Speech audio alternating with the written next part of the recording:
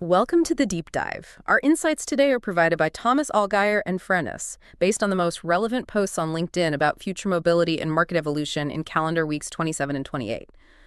Frennis, just as a reminder, is a B2B market research company. They work with enterprises to optimize campaigns with account and executive insights, really going far beyond AI. So today we're doing a deep dive into the top trends shaping future mobility and market evolution. What's really clear from the last couple of weeks on LinkedIn is the mobility landscape is moving fast. It's going past those theoretical pilots into really concrete, large-scale stuff. Exactly. What we're seeing is a sector, well, it's truly diversifying its bets. You've got new vehicle archetypes, hydrogen breakthroughs, even fully public robotaxi trials. And crucially, the conversation seems much tighter now, focused squarely on commercial viability. It's not really if anymore, is it? It's more like how fast. Urban logistics and city mobility, redefining city spaces. Okay, so let's dive into our first big theme then. How cities are fundamentally rethinking themselves around movement. And not just for people, but especially for goods. It feels like logistics is becoming, a core design variable for livability. What's standing out to you here? You're absolutely right. It's a huge shift. Deborah Nevis made a great point about this on LinkedIn recently. She highlighted that we talk constantly about how people move, but we often forget about how everything else gets around in a city. So integrating goods movement into urban mobility plans, well, it's not just nice to have anymore. It's becoming absolutely critical for future city development. That makes so much sense. It really does.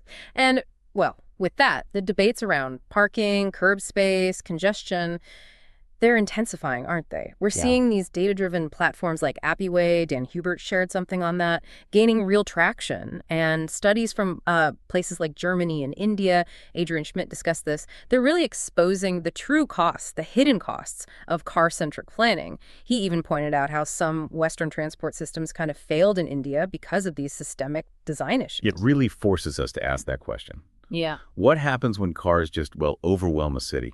Alex Vasiliou brought up Romania's car siege, kind of an alarming phrase. They literally have more vehicles than licensed drivers. And this isn't just about traffic jams. It's about designing environments that are actively hostile. The solutions emerging are pretty comprehensive. Zero emission zones, urban logistic hubs, big investment in electric public transport, safe bike lanes. A whole suite of changes needed. Exactly. Smart micro EVs, shared mobility options too. We're even seeing companies like UNY building out universal battery swapping infrastructure to support all this. So, okay, with all that in mind, what does this actually mean for the future of owning a private car? Matthew Barsing shared a really bold prediction from Glass Almanac. He said, in 15 years, nobody will own an electric car anymore. Not because EVs failed, but because the whole concept of ownership might just vanish, replaced by subscriptions, autonomous fleets. It's a provocative idea. It is. And we're already seeing maybe early signs of this post-ownership model. Anders Jark's update on Hamburg, for example. Private car share is declining there, EV registrations are up, but shared micromobility is expanding right out into the suburbs. Yeah. And if you connect that to the bigger picture, it suggests a pretty fundamental shift in corporate mobility too, doesn't it? Michael Muller was advocating for companies to adopt a mobility policy rather than a classic car policy. And this isn't just wording. It offers much more flexibility for employees. It aligns better with ESG goals and, can actually be more cost-effective for businesses, reduces fixed costs, manages budgets better. It's becoming a strategic tool, really. Yeah, a strategic lever. And it's not just about what vehicles we have, but how we manage the urban space, right? Jonathan Spear's reflection on transport for London's 25-year journey kind of highlighted this evolution towards sustainable integrated transport, especially with new challenges like net zero and climate resilience. It's this complex dance combining roads, traffic, public transport, active travel, all at the metro level. Indeed. And cities are definitely exploring different approaches, some quite bold.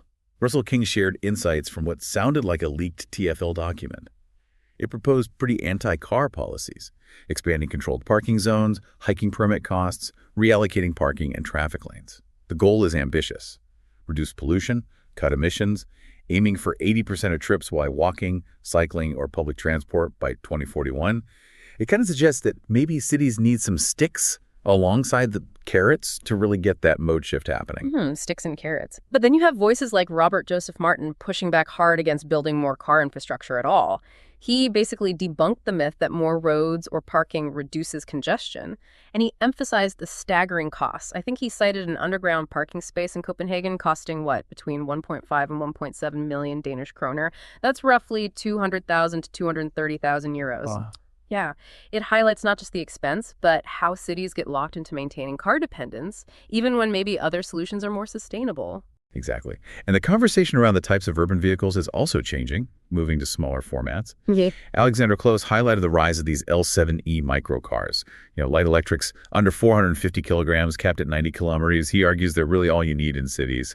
And you see players like Microlino Gustavo Ayres, Neto mentioned as a symbol of future mobility in Munich, and that French emotion vehicle Ethan Lang presented. It underscores this rising investor interest in these sub-500-kilogram formats for dense urban areas. Compact, efficient. Makes sense. Fits the city perfectly. And finally, maybe formalizing shared rides seems like a big step too. Victor Andrade shared that Île-de-France Mobilités, that's the Paris Region Transport Authority, selected Caros. They're going to integrate daily carpooling directly into public transport system by December 2025. That's huge. Yeah, it's apparently the first major European example of agency-backed carpooling. The goal is unlocking potentially millions of empty seats on the road, could really impact congestion. Yeah. Autonomous and connected vehicles. The race to autonomy. Okay, so moving on from rethinking city spaces, let's shift gears maybe to autonomous and connected vehicles. Because, wow, the competition in robotaxis is really heating up. Companies are rushing to claim milestones. You can say that again. It feels like a proper race. Alex Voigt reported recently that Tesla's robotaxi service now apparently covers a larger operational area than Waymo. That sends a pretty clear message, doesn't it, to the skeptics about Tesla's AV tech leadership. It does. But then Steve Greenfield pointed out a key challenge for Waymo. Their product's great, sure, but scaling requires loads of custom vehicles. Think about their expensive Jaguar I-Pace fleet. And that's what makes these new purpose-built robotaxis like the Zeekr RT so significant for the industry's economics. Right, the unit economics. Exactly. And what's fascinating here is, despite all the hype, Pedro Pacheco highlights that this business is still mostly about, well, burning loads of cash, as he put it. The big hope is still pinned on a major AI breakthrough, something that makes robotaxis truly economically scalable and achieves that accident-free safety level. The AI miracle. Kind of. But companies like WeRide and Pony.ai, they aren't just waiting around. Nicholas Tay saw WeRide showing off their GXR, and Emily Chantan reported on Pony.ai's CEO, James Peng, pushing for rapid fleet growth with their latest Gen 7 vehicles. It's becoming really clear that cost discipline is emerging as a supercritical factor for anyone wanting to lead in this space. And China, well, they seem to be a clear frontrunner here, don't they? Dieter Brandt shared insights from that book, Driving the Future. It reveals China's really significant lead in level 4 autonomous delivery. We're talking thousands of electric vans already operating. Over 100 cities, cutting logistics costs, cutting CO2 emissions massively for giants like JD.com and Quinio. That's genuinely reinventing urban mobility right now. It absolutely is. And this raises a really important, maybe slightly unsettling question about the broader societal impact if autonomous driving becomes widespread, especially for personal vehicles. Xavier Taco explored this. He suggested personal AVs could actually lead to a 40% increase in vehicle miles traveled, mostly due to dead mileage, the car repositioning itself after dropping you off. Empty cars driving around. Right. And he expressed some skepticism about car-sharing marketplaces for these personal AVs, citing lack of respect for vehicles, maybe. He predicts we'll mostly own our personal robocars, which could boost productivity, sure, but might actually make climate issues worse. That's a really provocative thought, and it ties into what Laurent Favre was saying about the mobility industry facing its Netflix moment. Disruption, he argues, isn't about following the old rules, it's about fundamentally rewriting them. You've got automakers, tech companies, energy providers. The lines are blurring, creating this whole new ecosystem where speed is everything. Innovate or get left behind, basically. And we are seeing concrete steps beyond just robotaxis. Alex Borgiori shared that the Netherlands recently debuted its first fully autonomous city bus at Rotterdam The Hague Airport. Now, this offers real solutions for things like driver shortages. It complements on-demand public transport. But as you'd expect, consumer excitement is still a bit tempered by safety concerns and the need for clear regulations. Yeah, the safety and regulation piece is huge, isn't it? Rainer Becker posed a really interesting question. Is ADS, advanced driver assistance systems like adaptive cruise control, is it actually starting to confuse people more than it helps? He highlighted what he called a fundamental flaw. This idea of shared responsibility means maybe no one is truly accountable. It leads to a disconnect when drivers lean too heavily on systems that still assume they're alert. The handover problem. Exactly. And he sees two paths. The evolutionary approach of traditional OEMs adding features bit by bit, which maybe makes responsibility murkier, versus the revolutionary approach of tech companies going straight for level 4, full autonomy, with a clear handover. That's a critical distinction. And these real-world incidents really hammer home the regulatory challenges. Search kind of reported on that Waymo robotaxi getting pulled over in Beverly Hills. No one inside made an illegal turn. Under current California law, the officers couldn't even issue a ticket to the AV, though that changes in 2026. It just shows how fast AI and autonomy are disrupting legal systems that have been around forever. Yeah, the law is playing catch-up. Yet, despite these issues, the safety data keeps pointing upwards, doesn't it? Gilbert Coy-Tran shared a pretty striking example from Austin. A self-driving car swerved around someone who fell into traffic. Reacted faster, no flinching, unlike a human might. He called it millions of edge case learnings, making driverless cars arguably the most experienced drivers. Plus, Waymo is apparently now surpassing Lyft in San Francisco rideshare volume. Hard to ignore that. True. The data is compelling. And if we connect this to the bigger market picture, it suggests things are still, finding their footing. Glenn Cardozo reported on a consumer survey finding the main appeal of robotaxis, both in the U.S. and China, is actually just the excitement factor. Novelty value. Pretty much. But safety emerged as the #1 area needing improvement in both markets. Despite that, the potential for adoption still looks incredibly promising. So it seems like teleoperation and roadside enforcement are kind of surfacing as the next big hurdles, the next bottlenecks. James Hodgson wrote about his experience with teleoperated driving at the London Move conference. He emphasized it takes real skill to operate remotely, and he highlighted how critical cellular network performance is, not just basic coverage. Latency is key. Absolutely. Which suggests the industry conversation is rapidly shifting. It's moving toward network latency, training standards, robust accountability frameworks, Yeah. the nitty-gritty operational stuff. Makes sense. And you see places like the UAE, Tamer Khalil highlighted this, positioning themselves as global frontrunners. They've got designated test beds, robotaxi trials going since 2017, high-level government support. Dubai's RTA wants to automate 25% of journeys by 2030. They're targeting, AED, $22 billion in annual economic returns? Wow. Yeah. And Baidu's Apollo Go is also planning a big fleet expansion there, too. Yeah. The UAE is definitely one to watch. 3, electrification and alternative powertrains. Beyond the battery. Okay, let's pivot now. Let's talk electrification and alternative powertrains, because this is where we're seeing some really innovative breakthroughs, stuff that goes beyond just traditional battery EVs. Yeah, there was a genuinely groundbreaking development out of Germany that Eddie M. shared. It really caught my eye. A zero-compression hydrogen engine. They're calling it Hydroflex Drive. Now, this isn't combustion as we know it. It delivers flameless, silent propulsion, no explosions. It uses these controlled laminar flows of hydrogen over platinum-tuned catalysts. So direct molecular energy. Exactly. Direct conversion. It's near silent, runs cool, and seems incredibly efficient. Early trials apparently show it's twice as efficient as current fuel cell cars. It's being positioned as maybe a scalable bridge technology alongside battery EVs. Very interesting. That does sound incredible, like game-changing potential. Yeah. What do you see as the biggest hurdles for something like Hydroflex Drive to scale up beyond these early trials? Regulatory infrastructure. Both, I'd say. Definitely establishing a robust hydrogen refueling infrastructure is key. And navigating the whole regulatory landscape for such a novel propulsion system will be complex. But those efficiency gains, they're so substantial, it's definitely one to keep a close eye on. For sure. And okay, back on the battery EV side, Tesla continues to set benchmarks, doesn't it? Nicholas Verstraete highlighted the Model 3 Highland refresh.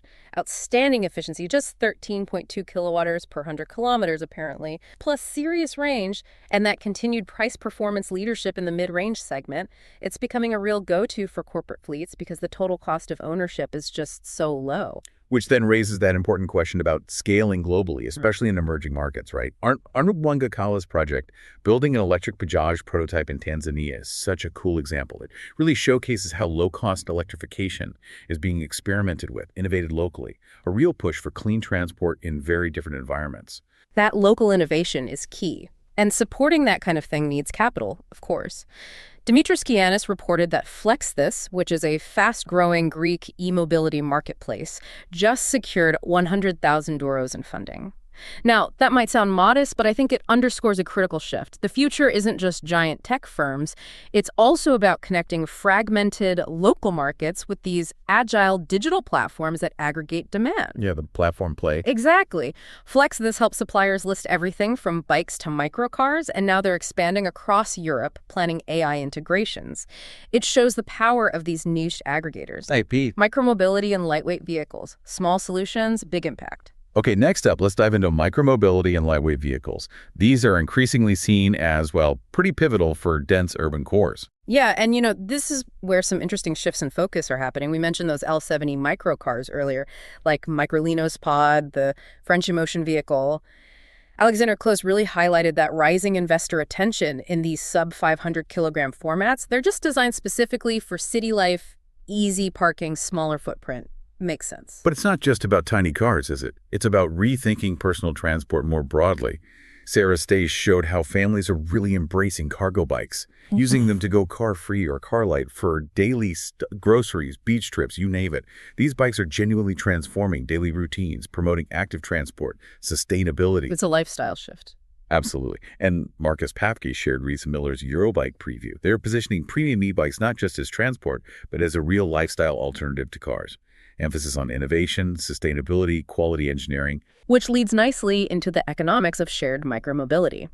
Tom Nutley, for instance, he tackled that whole price hike panic pretty directly. He demonstrated that even with recent fare adjustments, bike share often remains the most cost-effective way to get around a city, especially compared to, say, line scooters. Good point. And it's not just about cost. He pointed out the increased revenue is actually being reinvested into upgrades, expanded access.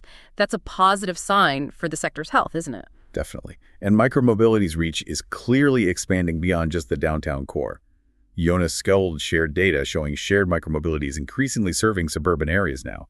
Millions of rides, starting outside central zones, often combined with public transport. So it's supporting local movement within suburbs, not just commuting into the city center. It's filling gaps where maybe car ownership is lower. Right, plugging those gaps. So with all these developments happening, what does it mean for the industry's future overall?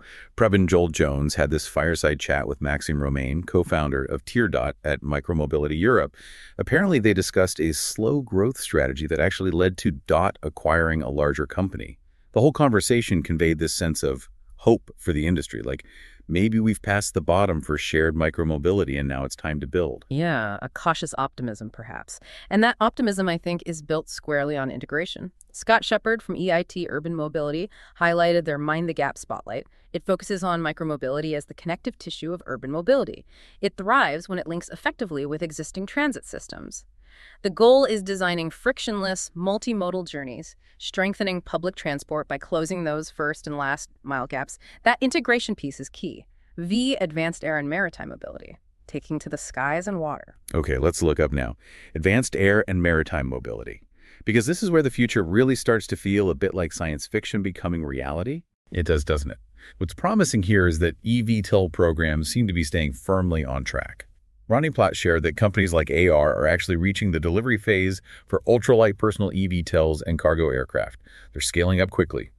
The industry seems to be evolving sequentially, towards commercial air taxi services, but obviously it needs maturity in regulation, design, public acceptance. Lots of hurdles still. For sure.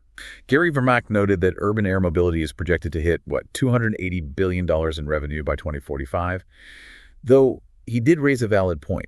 What do eVTOLs really offer beyond current light helicopters? Adds important nuance. That's a fair question about the value proposition. And the defense sector seems to be playing a role here in validating autonomous logistics, right?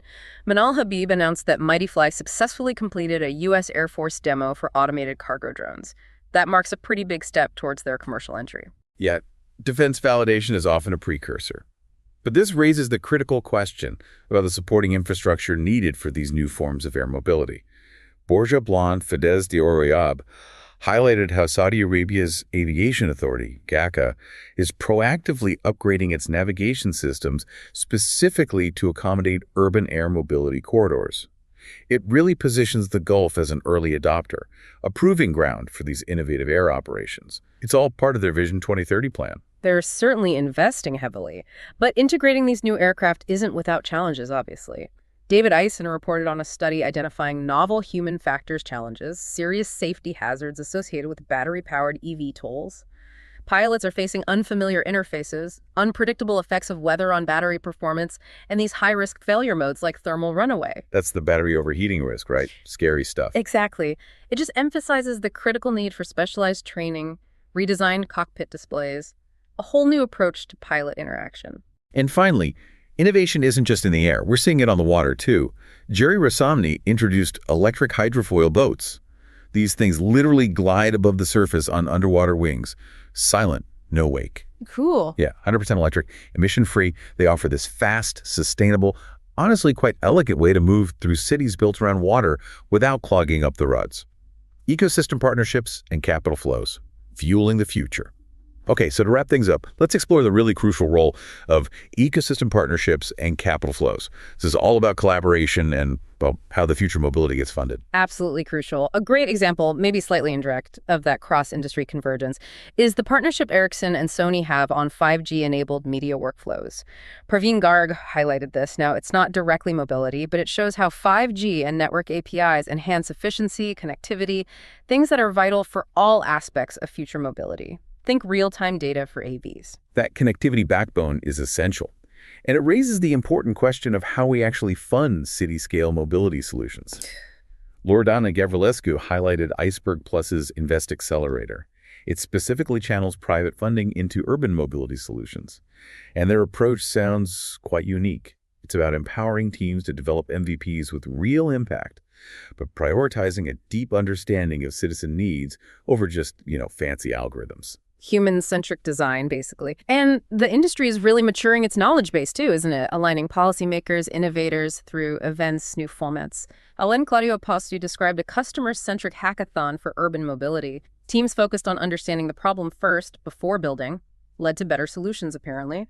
Keir Demanowski also shared insights from the Digital Mobility and ICE Summer School, focusing on things like digital governance, multimodal transport, autonomous mobility, building that shared understanding. And if you connect this to the bigger picture, the focus seems to be shifting profoundly.